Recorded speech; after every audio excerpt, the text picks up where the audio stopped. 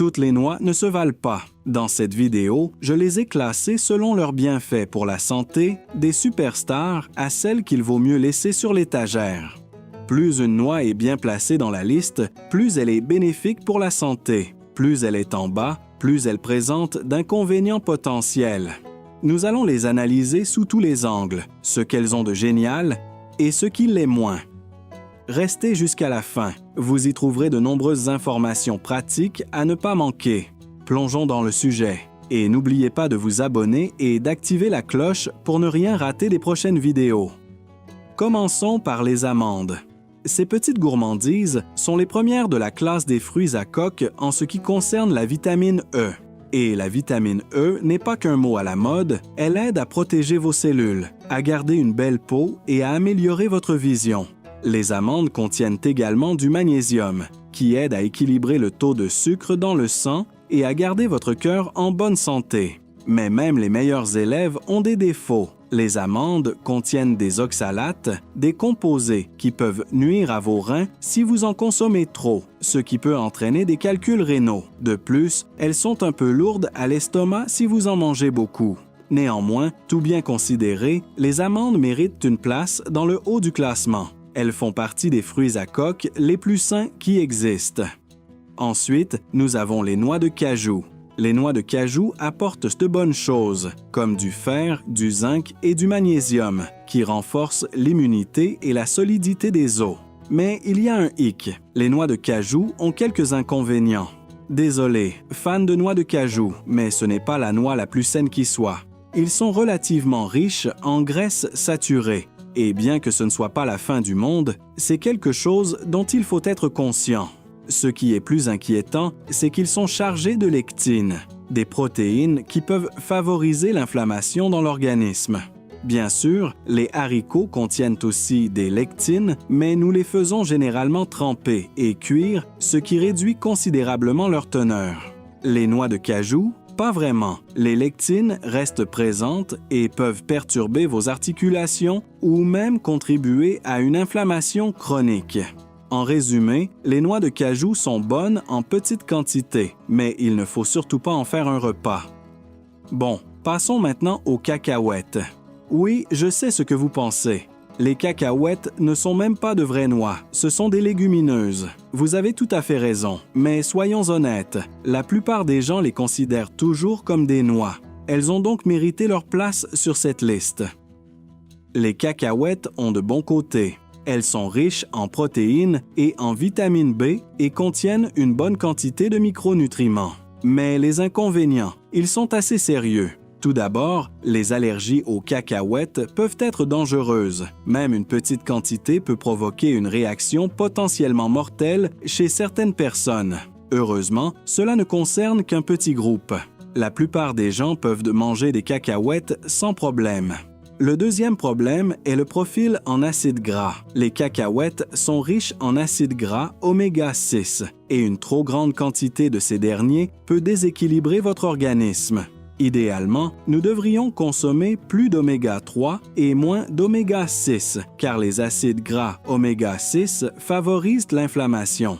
Et tout comme les noix de cajou, les cacahuètes sont riches en lectine, ces composés végétaux gênants qui peuvent provoquer une inflammation dans l'organisme. Personnellement, j'adore le goût des cacahuètes, mais en raison de leurs inconvénients pour la santé, elles sont en bas de ma liste. Si vous avez la possibilité de manger une autre noix, choisissez-la plutôt. Ensuite, les noix. S'il y a un roi des noix en matière de bienfaits pour la santé, c'est bien celui-ci. Les noix sont les championnes absolues. Elles sont l'une des meilleures sources végétales d'oméga 3 et ont un excellent rapport oméga 3 beau oméga 6 d'environ 1 pour 4. C'est très important pour réduire l'inflammation et améliorer votre taux de cholestérol. De plus, elles regorgent d'antioxydants, de vitamines, de minéraux, etc. C'est comme une mini multivitamine dans une coquille. Bien sûr, certaines personnes y sont allergiques. Et oui, elles sont un peu plus caloriques que certaines autres noix, mais ce n'est pas bien grave. Tout bien considéré, les noix obtiennent la meilleure note. Elles sont un véritable concentré de nutriments. Parlons maintenant des noisettes. Ces petites noix rondes sont riches en vitamine B, qui sont excellentes pour calmer vos nerfs et garder votre cerveau alerte.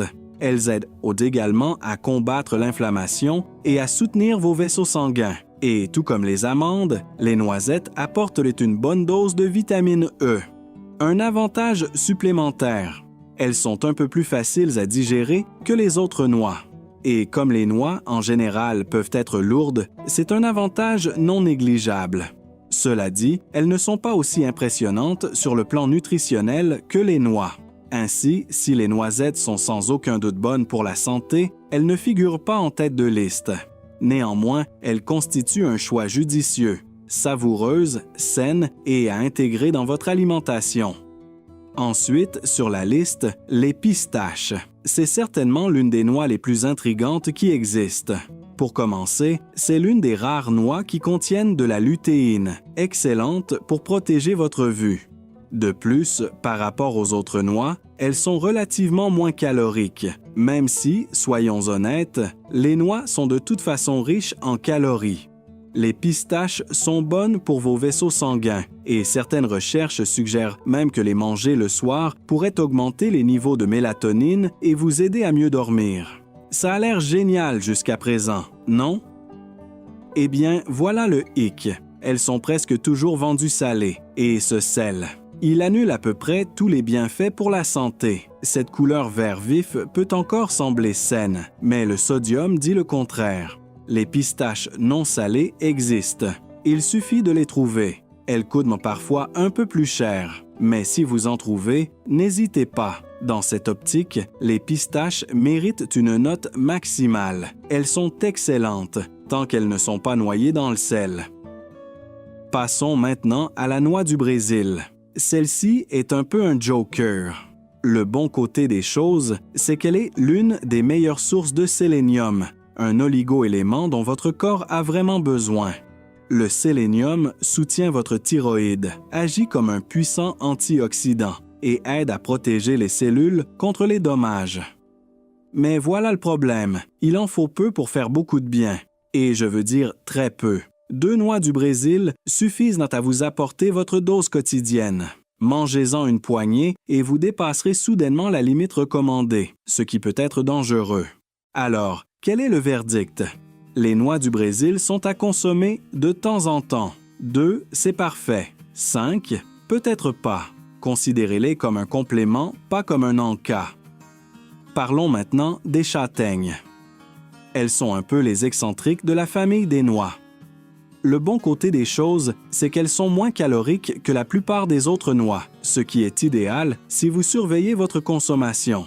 Elles contiennent également de la vitamine C et favorisent la digestion. Mais quels sont leurs inconvénients? Leur profil lipidique n'est pas très impressionnant et elles ne se conservent pas bien. Elles s'abîment plus vite que la plupart des autres fruits à coque. Et en ce qui concerne les vitamines et les minéraux, elles ne remportent pas vraiment de prix. Donc, dans l'ensemble, les châtaignes méritent un mais solide, acceptable, mais pas extraordinaire. Vous pouvez les manger, bien sûr, mais elles ne vont pas changer votre vie. Enfin, les pignons de pin.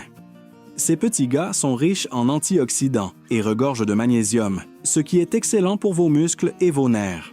Ils ont certainement de solides atouts à côté santé. Mais tout n'est pas parfait. L'équilibre entre les oméga 6 et les oméga 3 n'est pas idéal et ils peuvent être lourds pour l'estomac, surtout si vous en mangez beaucoup en une seule fois. Disons simplement qu'ils ne sont pas les noix les plus faciles à digérer. Néanmoins, si l'on tient compte de leur teneur en nutriments et de leurs bienfaits généraux, les pignons de pin méritent la note respectable de « bien ». Il suffit de ne pas en abuser et votre estomac vous en remerciera. Ensuite, les noix de pécan. Oui, les noix de pécan contiennent des antioxydants.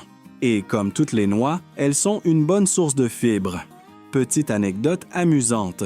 Certaines personnes pensent que les légumes verts à feuilles ou le chou sont les rois des fibres.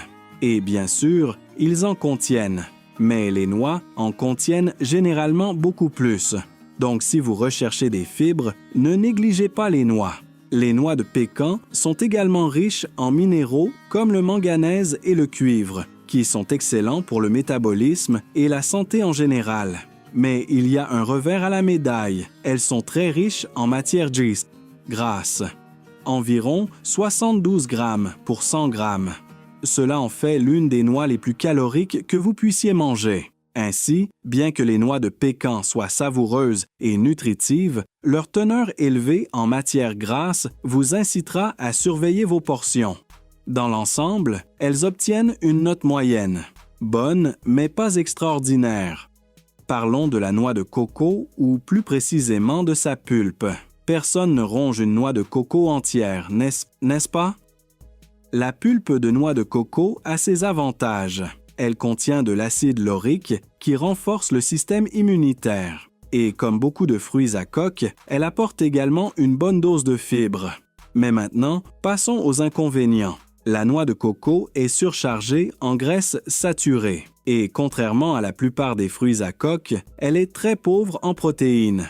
De plus, sa teneur en vitamines et en minéraux n'a rien d'extraordinaire. Bien sûr, la noix de coco a bon goût, surtout dans les desserts, mais si vous la mangez pour ses bienfaits sur la santé, n'en attendez pas trop. Vous pouvez en manger de temps en temps, mais elle ne fera pas beaucoup de bien à votre corps.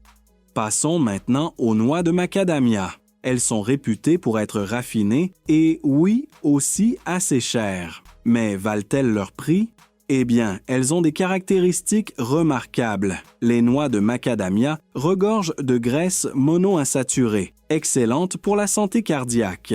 Elles sont également riches en antioxydants, ce qui signifie qu'elles sont également bonnes pour la peau. Vous trouverez également une quantité généreuse de manganèse, de cuivre et de vitamine B, en particulier de vitamine B1. Mais à part cela, le reste de son profil nutritionnel est plutôt moyen. De plus, tout comme les noix de pécan, elle est assez grasse, donc une petite poignée suffit. Dans l'ensemble, la noix de macadamia mérite une bonne note, savoureuse, bénéfique avec modération, mais peut-être pas si chère que ça. Et maintenant, je veux vous entendre. Quelle est votre noix préférée? Laquelle grignotez-vous le plus? Personnellement, j'aime bien la noix. Mais même si j'adore le goût des cacahuètes, j'en ai réduit ma consommation ces derniers temps. Alors, faites-moi part de vos réflexions dans les commentaires. Et maintenant, je vous recommande vivement de regarder mon autre vidéo. J'y parle des boissons les plus bénéfiques et les plus nocives. Vous venez de recevoir le lien vers la vidéo sur votre écran. Assurez-vous de la regarder et si vous avez apprécié cette vidéo, alors mettez un j'aime et abonnez-vous à ma chaîne. Et je vous retrouve dans la vidéo sur les boissons.